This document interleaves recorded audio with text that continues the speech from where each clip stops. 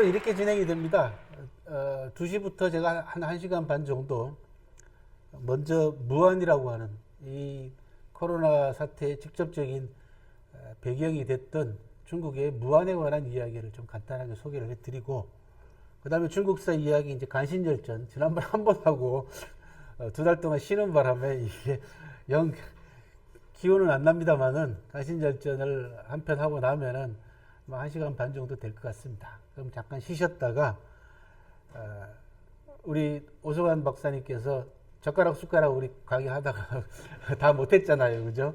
오늘 마저 수저에 관한 이야기, 젓가락 숟가락 이야기를 다 듣고, 마지막으로 정작 2월 달에 했어야 되는데 차이나 리포트, 차이나 리포트가 두 꼭지 나와 있습니다. 중국에서 하나는 2019년을 달군 유행어, 중국 내에서 크게 유행했던 한 열 몇 개의 유행어를 제가 소개를 해드리고, 두 번째는 짤막하게 코로나 때문에 바뀐 중국의 여러 가지 상황들을 대학생의 눈으로 바라본 레포트가 하나 들어와 있습니다. 그래서 그 부분을 제가 소개를 해드리는 걸로 해서 대충 한 5시 반 정도까지, 좀 길긴 합니다만은 사마천하게 뭘 해도 좀 깁니다, 그죠? 토요일 날을 어쨌든 알차게 보내시길 바랍니다. 먼저 무안 이야기 좀 해보도록 하겠습니다.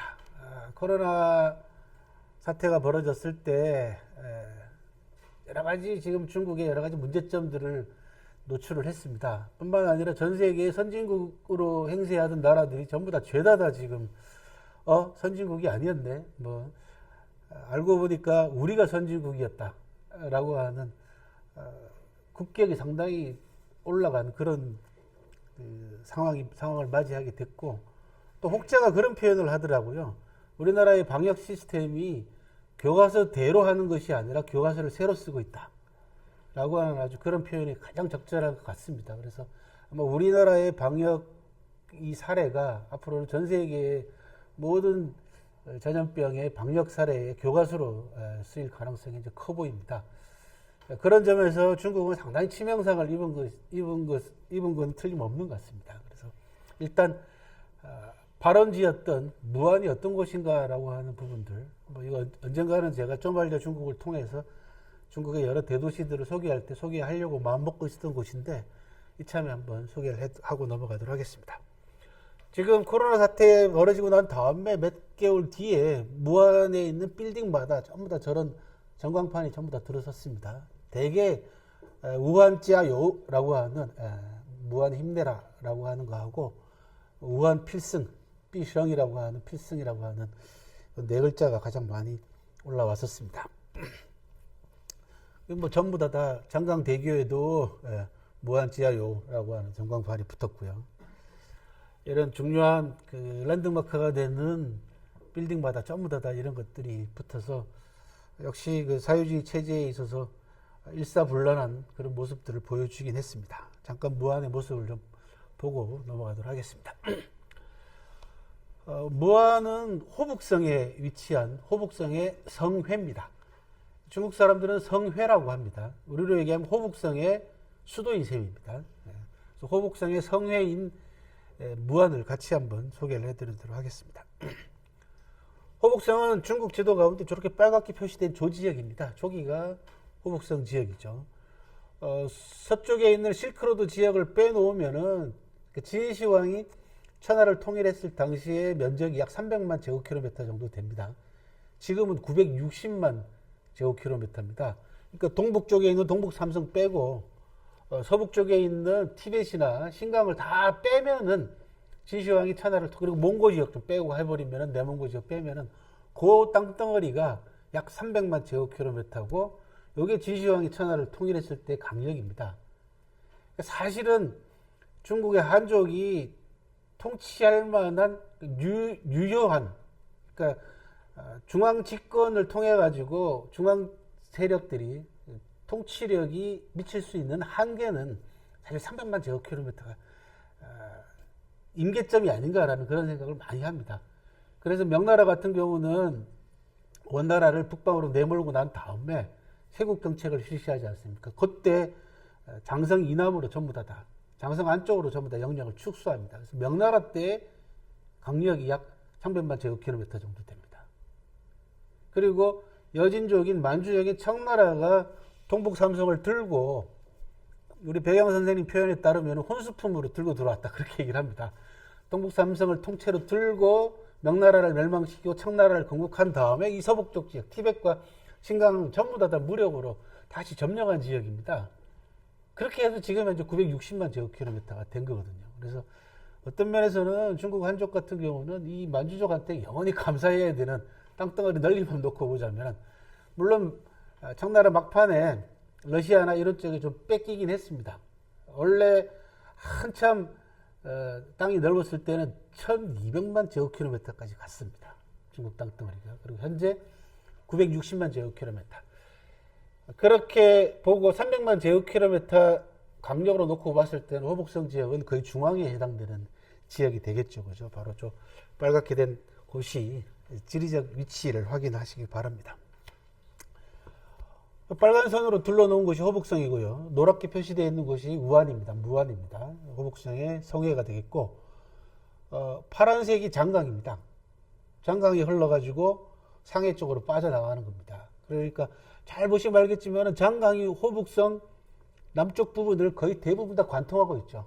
강이. 그죠? 그래서 장강하고 뗄래야 뗄 수 없는 곳이 호북성이고, 그리고 이 장강은 초나라 문화가 발생한 곳입니다. 그래서 호북성 하면은 초나라하고 관계가 있다. 이렇게 보시면 되겠고.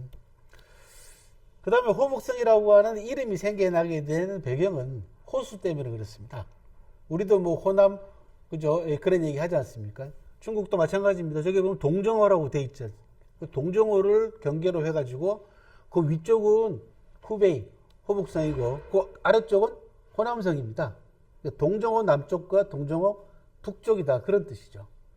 그래서 호남성은 뭐 여러분들이 잘 아시는 중국 혁명의 주역들이 거의 대부분 호남성 사람들이 상당히 많죠. 모택동부터 시작해가지고 그 다음에 류샤오치, 유속이, 뭐 팽덕회 이게 전부 다 호남성 사람들입니다. 기질이 굉장히 강한 쪽이죠. 호남 쪽은요. 아무튼 동정호를 기점으로 해가지고 호수를 경계로 해서 남북으로 호북과 호남이 갈라진다. 여기가 동정호입니다. 동정호 뭐 가보신 분 있을지 모르겠지만 한번 가서 보면요, 이게 호수인가 싶습니다. 바다 느낌을 줍니다. 끝이 안 보입니다. 호수가. 그래서 어마어마한 규모를 가지고 있습니다. 우리나라에도 동정호 있는 거 아시죠? 우리나라 동정호 어디 있는지 아세요?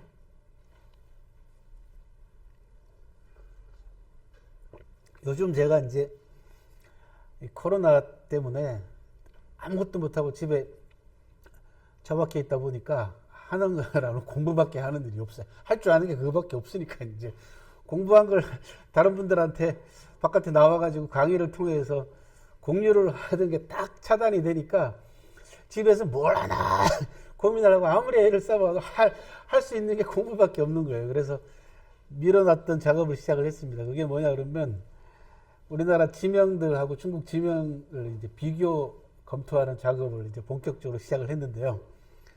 우리나라의 동정호가 어디 있냐 그러면 경남 하동에 있습니다. 경남 하동에. 하동에 가면은 중국 지명이 많이 남아 있습니다. 집중적으로. 그 하동에 가보면 옛날에 최참판 댁 남아 있잖아요. 그죠? 토지 마을 남아 있습니다. 거기 가면 박경리 선생 기념관도 문학관도 하나 있어요. 그 올라가는 길에 들어가는 길 오른쪽에 이 논 한가운데 나무가 좀 우겨져 있고 조그만 요만한 손바닥만 호수가 있어요. 그게 동정호입니다. 그리고 차참반댁 집으로 올라가는 중에 보면은 산성이 하나 있는데요. 성이. 그 산성 이름이 고소산성입니다. 고소산성은 5월 춘추. 예. 오나라에 수도가 있던 성 이름이 고소성이에요. 그 오자서가 마지막에 자결하면서 저주를 퍼붓고 자결을 하지 않습니까? 내가 죽거든 내 두 누나를 뽑아서 고소성 성문에 걸어달라. 내가 오나라가 망하는 꼴을 내 눈으로 직접 보겠다. 여기가 고소산이거든요. 그 산성이. 그리고 그 고소산성 밑에 절이 하나 있어요. 그 절 이름은 한산사입니다. 한산사. 한산사는 중국의 강소성의 소주에 있는 유명한 한산과 습득이라고 하는 유명한 승려 두 사람. 아주 우정으로도 유명한 두 인물인데 그 절 이름이에요. 그러니까 그 한마을에 중국 지명이 집중적으로 몰려 있습니다.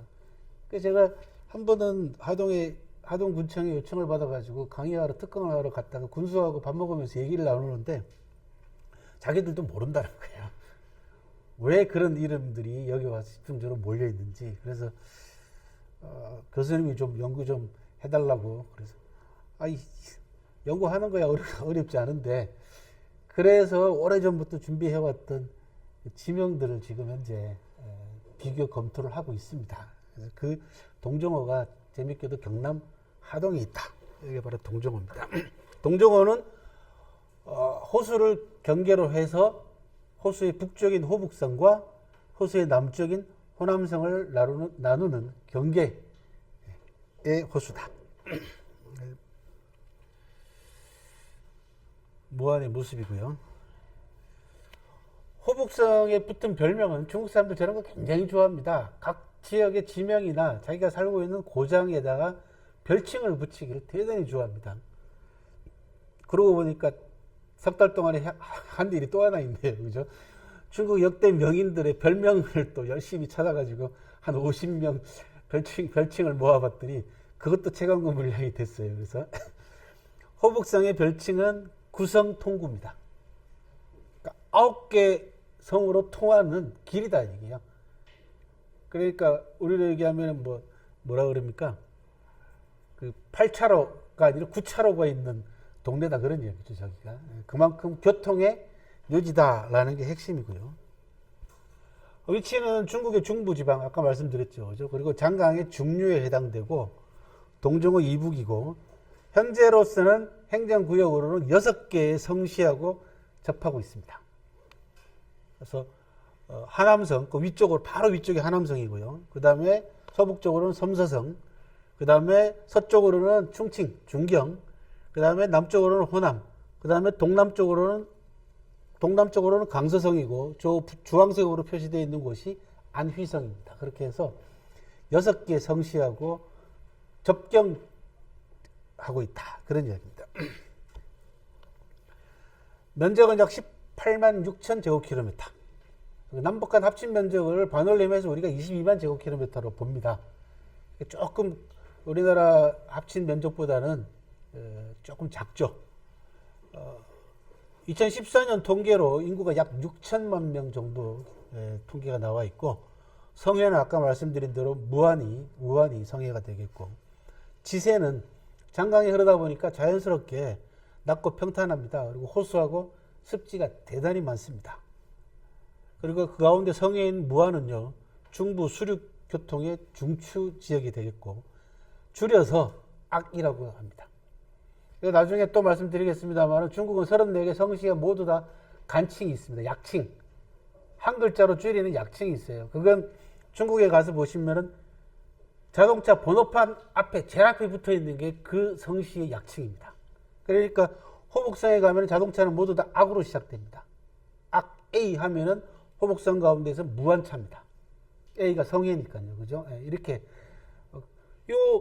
요 간칭만 가지고도 중국 역사 지리 공부하는데 대단히 큰 도움을 받을 수가 있습니다. 왜 그러면 악이냐? 수나라가 건국되고 난 다음에 요 지역에다가 악주라고 하는 주를 하나 설치합니다. 그래서 그 역사적인 연원을 따라 가지고 이 호북성의 간칭을 악이라고 불렀습니다. 보시는 사진은요, 삼엽댐입니다. 삼엽댐. 호북성은 삼엽댐으로는 대단히 중요한 곳이기도 합니다. 삼엽댐을 거쳐서 장강이 이제 중하류를 거쳐서 상해로 흘러내려가는 곳이 되다 보니까 삼엽댐입니다. 역사와 문화를 간략하게 보시면 이미 고고학 발굴에 따라 가지고 하나라와 상나라의 문화에 영향권이 있었다라는 게 확인이 됐습니다. 반룡성 유적지 같은 경우는 이미 하상시대 때의 유적지로 현재 판명이 나고 있는 중이고요. 무엇보다도 제일 중요한 것은 초나라의 발상지입니다. 호북성이.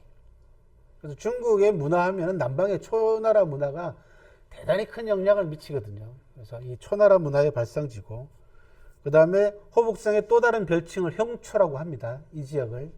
옛날 중국 사람들은 이 지역에 사는 사람들을 형만이라고 불렀어요. 형이라고 하는 지역에 사는 야만인들. 우리가 뭐 다시 한번 복습을 해보시면은 중국이 천하 중심 사상에 따라 가지고 자기네들을 중화로 부르고 동서남북에 있는 다른 민족들을 전부 다 오랑캐라고 불렀지 않습니까? 그래서 동이, 그죠? 동쪽에 이, 오랑캐. 서쪽은 융, 남쪽은 만, 북쪽은 적, 이렇게 불렀습니다. 동이, 서융, 남만, 북적. 이렇게 전부 다 불렀어요. 보시면 글자들이 모두 다 동물하고 관계가 있어요. 동이만 빼고. 이자는 큰 대자에다 활공자를 씁니다. 그래서 큰 활을 다루는 민족이다 해서 동쪽에 동이만 빼고, 남만은 벌레 충자가 들어가 있고요. 그죠? 그 다음에 융자는 요게 원래 가본 융자도 되고 여러 가지 있는데 어쨌든 간에 멸칭에 해당됩니다. 이것도. 그 다음에 북적은 개가 들어가 있죠. 그죠? 개구자가 들어가 있습니다. 그래서 형초라고 불렀습니다. 이쪽 지역. 그래서 지금 현재 호북성의 또 다른 별칭으로는 형초라고 부릅니다. 직접 가서 보시면 여기가 굉장히 풍광이 굉장히 좋습니다. 제가 중국을 뭐 여러 차례 여러 군데 다니면서도 가장 또 가고 싶은 곳을 골라라 그러면 산으로는 무당산을 듭니다. 무당산은 지금까지 두 차례 가는데 한 차례는 겨울에 갔다가 눈이 많이 와가지고 아예 들어가 보지도 못했던 그런 경험이 있습니다. 그래서 꼭 한번 다시 가보고 싶다. 저 오른쪽에 보고 계시는 사진이 이제 무당산입니다. 무당산이 전 세계적으로 알려지게 된 계기는 영화 한 편 때문에 그렇습니다. 무슨 영화입니까? 소림사가 있는 산은 숭산. 이 사람 자다가 일어났나 보다. 지금 내내 무당산 얘기하고 있는데 그 와호장룡이라고 하는 영화 있죠. 네. 와호장룡에 보면 제일 마지막 장면에 여자 주인공이 몸을 던져서 뛰어내리는 장소가 있어요. 거기가 무당산입니다. 네. 지금 오른쪽 사진이 그렇습니다. 그래서 유명한 도시들이 많습니다. 제일 유명한 강릉. 강원도 강릉이 아니고요. 나중에 이제 지명 얘기할 때 또 나오겠습니다만 그 강릉이 이 강릉입니다. 예. 무안에서 조금만 올라가면 강릉이라는 곳이 있습니다. 그 다음에 무안, 양번, 수주, 종상 이런 아주 유명한 옛날에 오래된 도시들이 남아 있고요. 명산으로는 무당산을 비롯해서 대홍산, 구궁산 같은 산이 있고, 풍경구로는 제갈량과 관계되는 유적지가 굉장히 유명합니다. 융중이라고 하는 제갈량이 여기서 숨어 살다가 농사 지으면서 때를 기다렸던 곳이 융중이고, 융중대라고 하는 곳이 남아 있습니다. 다음 달 한종수 작가가 제가 이제 제갈량 특집을 할 때 융중대를 자세히 소개를 해드리도록 하겠습니다. 그리고 적벽 전투가 벌어졌던 유적지도 호북성 무안에 있습니다. 무안의 특산물로는 양면류라고 하는 기름, 이렇게 이제 요리할 때 쓰는 기름입니다. 그 다음에 이제 민물새우, 아까 말씀드린 대로 강하고 호수, 습지들이 많다 보니까 민물새우, 그 다음에 이게 여기가 연근이 아주 대단히 유명합니다. 호북성에 가가지고 연뿌리 요리를 드셔봐야지 호북성 갔다 왔다라고 얘기할 만큼 연근이 유명한 곳이고, 특별히 하나 더 소개해드리면 무창어라고 하는 물고기 하나만 소개를 해드릴게요. 1950년대에 중국 과학원 연구원들이 양자오라고 하는 호수에서 과거에는 볼 수 없었던 새로운 어종을 발견했는데 이 어종이 무창어라고 합니다. 무창어. 무창어 좀 이따가 이제 무안 소개할 때 나오는 무안의 한 지역 이름입니다. 장강 중하류에 딸린 호수에 분포하는 특유의 품종입니다. 잉어과 방어 속의 물고기로 당초는 단두방이라는 이름으로 불렸으나 사람들에게는 무창어로 더 많이 알려져 있는데요. 대체로 청해색의 오른쪽에 무창어입니다. 길이 이렇게 16.5에서 45.6cm 정도이고 영양가가 풍부해서 남녀노소 모두가 좋아하는 그런 어종입니다. 다양한 요리 방법이 있습니다. 무창어로 하는 것은. 그래서 호북성 명물이 됐는데, 전해 오기로는 삼국지에 나오는 송권, 요 지역이 이제 오나라 지역이거든요. 송권이 요 지역을 이름을 무창어로 바꿉니다.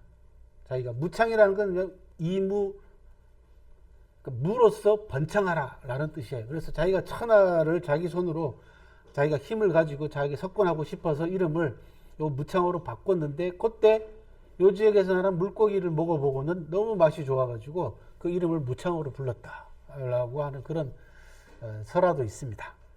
제일 유명해진 것은 모택동이, 여러분들 조금 연배가 되신 분들은 아실 거예요. 모택동 그 살아있을 때 휴가 때 되면 모택동이 꼭 요 장강에 와가지고, 무안 장강에 와가지고 수영하면서 자기의 건재를 과시한 적이 있습니다. 그러면은 요 무안에서 휴가를 보내고 장강에서 물놀이 좀 하다가 저녁 때 되면 저 요리를 먹었대요. 무창어 요리를 먹었대요. 그래서 그것 때문에 무창어 요리가 훨씬 더 유명해졌습니다. 시도 남겨놨다고 합니다. 여기까지가 대체로 호북성과 호북성 관련되어 있는 기본 인문 역사 정보였고요. 무안은요, 중국말로는 우한이라고 하죠. 발음은. 호북성의 정치, 경제, 문화의 중심이고 장강 중류 최대 수륙교통의 중추 도시입니다. 세 구역으로 나눠집니다. 오른쪽 지도를 보시면 알겠지만은 한구, 중국말로 한커우라고 하는 한구, 그 다음에 한양, 그 다음에 동쪽에 무창, 이렇게 세 구역을 합쳐가지고 무안이라고 합니다. 익숙한 이름 있죠? 한양. 그죠? 한양. 한양은 왜 왔냐? 저기 보시면 한강이 있잖아요. 저기. 왼쪽에 한강이 있잖아요. 그죠? 예. 장강의 줄기입니다. 한강이 저 한강입니다. 우리 한강이. 이 한강하고 이름이 똑같죠. 원래 지금 물줄기 말고 옛날의 물줄기는 원래 물 뒤에 양자가 붙으면 북쪽이라는 뜻입니다. 그러니까 한수의 북쪽이에요. 근데 지금 보시면 남쪽이잖아요. 그죠? 저기 물줄기가 바뀌어서 그렇습니다. 옛날에는 저 지역이 한수의 북쪽이었기 때문에 한양이라고 불렀고, 우리나라의 한양도 한강 북쪽이기 때문에 한양이라고 불렀습니다. 그러니까 명칭이 여기서 유래된 겁니다. 나중에 이제 명칭 자세히 연구해서 발표를 할 때 또 말씀을 드리도록 하고요. 자세히 보면 저렇게 되어 있습니다. 예, 이렇게 무안이라고 하는 도시가 이런 모양으로 생겼고 세 구역으로 나눠져 있고, 그 가운데 한양구역은 한강, 한수하고 관계가 있는 그런 구역 이름이다. 그런 말씀을 드렸어요. 중요한 유적지로는 뭐 황학루, 절로는 귀원사 같은 이런 유적지 남아 있고, 또 교외로 나가면 아까 말씀드린 대로 적벽 같은 관련된 역사 유적들이 많이 남아 있습니다. 우한은요, 시 면적이 8,406제곱킬로미터, 굉장히 큰 도시입니다. 서울이 600제곱킬로미터가 조금 넘어요. 603제곱킬로미터 정도 됩니다. 그러니까 서울이 한 13배 정도 되는 셈이죠. 그죠? 예, 13배 됩니다. 가장 비슷한 데가 충남이더라고요. 우리나라 찾아보니까. 충청남도 전체의 면적이 8,204제곱킬로미터 정도 됩니다. 그러니까 충남만한 구역을, 넓이를 가지고 있는 도시다. 인구는 2019년 말, 작년 말 호적에 오른 사람만 약 908만 명 정도 되니까 1000만 명이라고 얘기를 합니다. 유동인구까지 합쳐서. 그래서 우한 1000만 명. 화중 지역 최대의 상공업 도시고요. 철강, 기계, 방직업의 중요한 기지였고요. 그 밖에 야금, 방직, 기계, 식품을 위주로 해서 경공업, 화학공업, 건축자재, 전자 등을 포함하는 공업 시스템을 형성했고요. 최근에는 이제 광밸리라고 해가지고 최첨단 기술 공단 이런 쪽이 많이 들어서고 있습니다. 2018년 국내 총 생산량은요, 중국 돈으로 약 1조 4,800억 위엔, 우리말로 우리 돈으로 어느 정도 179 하면 되겠습니다. 그죠? 농업으로는 여기가 쌀입니다. 다시 한번 말씀드리지만은 중국은 장강을 기점으로 해가지고 주식이, 장강 북쪽은 전부 다 밀가루고 장강 남쪽은 다 쌀입니다. 그래서 여기는 강한평원이라 그래가지고 약 200km가 넘는 지역이 전부 다 벼농사를 하는 구역입니다. 그 호북성에는 형주라고 하는 곳에 삼국지에서 유명한 형주에서 버스를 타고요, 무안까지 내려오면 한 200km 정도 되는데요. 자고 일어나도 똑같고 자고 일어나도 똑같습니다. 전부 다 논이에요. 반면에 시안에서 출발해가지고 서쪽으로 계속 한 400km, 거긴 한 400km 정도 됩니다. 거긴 자고 일어나도 옥수수 밭이고, 자고 일어나도 옥수수 밭입니다. 지금은 이제 도로도 많이 좋아지고, 건물도 많이 들어서서 이제 풍경이 바뀌긴 했습니다만은, 20여 년 전에 제가 처음 중국 다닐 때 다니면요, 아주 지루하기 짝이 없습니다. 예. 쌀, 예. 그 다음에 아까 말씀드린 연근, 무창어 등이 농업으로 중요한 생산품이 되겠고, 그러다 보니까 자연스럽게 상품과 양식의 기지이자 담수어 양식의 기지입니다. 여기가 아까 호수가 많고 강이 많고 습지가 많으니까. 그리고는 당연히 문화교육의 중심지이고 무안대학, 그 다음에 화중이공대학이 있습니다. 특히 무안대학 같은 경우는요, 대학에 대해서 간단하게 말씀을 드리면 중국도 대학의 순위를 발표를 합니다. 매년. 근데 우리는 대학 전체 순위를 발표하잖아요. 1순위 서울대학, 뭐 2순위 뭐 어쩌고 저쩌고. 근데 중국은 그렇지 않습니다. 어떻게 발표하냐면 과별로 발표합니다. 법대는 어디가 1등이고 여기 무안대학은 역사학과가 1위입니다. 전국에서. 그러니까 예를 들면은 뭐 제가 그래서 유학 상담할 때 그런 말씀 많이 드리는데 아기가 뭐에 장기가 있습니까? 무슨 과를 가고 싶습니까? 이런 거 꼭 물어봐야 되는 이유가 거기 있습니다. 중국 유학 보내는데 그림 잘 그리고 뭐 벽화나 조각 이런 데 관심이 많으면 저 도남으로 보내야죠. 그죠? 거기 보는 게 전부 다 예술품들이니까 도남으로 보내야 되고, 나무나 이런 게 많으면 저 흑룡광성이나 이런 쪽으로 보내야지. 길림성 이런 쪽으로 보내야지. 뭐하러 꼭 북경 아니면은 상해 아니면 이런 데로 보냅니까? 그리고 역사라든지 중국의 오랜 뭐 고대사 이런 거 공부하고 싶으면은 시안으로 보내야죠. 그죠? 예. 가장 오래된 도시 이런 쪽으로 보내야 됩니다. 무안대학이 역사과로 아주 유명한 대학입니다. 최대 수륙 교통의 중추다라는 말씀을 드렸고, 아까 말씀드린 대로 구성통구라고 하는 별칭을 가지고 있고, 그 가운데 무안이 그 가운데서도 핵심 도시다. 그 다음에 장강과 그 최대 지류인 한강이 한수가 교차하고 있고요. 무안 장강대교를 통해 가지고 남북을 연결하는 곳이고, 경광철로, 철도도 발달해 있습니다. 경광은 북경에서 광저우까지 연결되는 경광철로를 비롯해서 한단에서 무대까지 철로가 교차하고 있고요. 그 다음에 국도는 318번부터 시작해서 107번, 316번 중추 국도가 경내를 통과합니다. 그 다음에 고속도로도 요즘 계속 건설이 되고 있고, 공항 이름은 티엔허라고 합니다. 천하 국제공항이 열려 있습니다.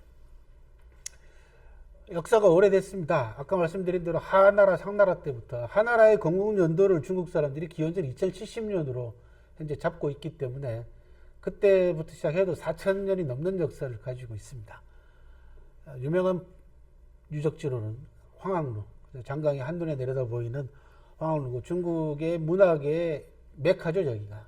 황학루에 와가지고 시한수 안 남기면은 행세하지 말라 그랬으니까 그만큼 유명한 곳입니다. 그 다음에 한양의 고금대 기원사 같은, 고금대는 사마천 사기에 나오는 유명한 고사하고 관계되어 있는 곳입니다. 그 사마천이 친구 이만에게 보낸 편지 가운데 보 이만서에 보면은 백아하고 종자기 이야기가 나옵니다.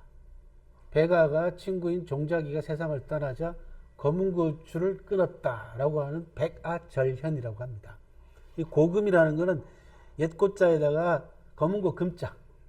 그래서 백아하고 종자기가 만나가지고 검은고를 백아가 연주하면은 종자기가 감상을 하던 곳입니다. 여기가 유적이 남아 있습니다. 그리고 무안은 누가 뭐라 그래도 중국 혁명의 성지이기도 합니다.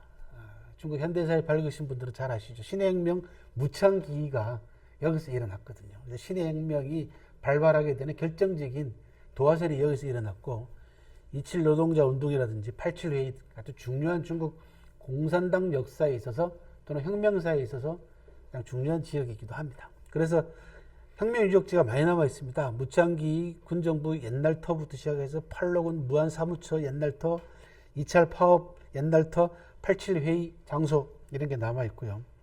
고금대, 홍산보탑, 기원사, 중산공원 같은 유적지와 관광지가 남아 있고,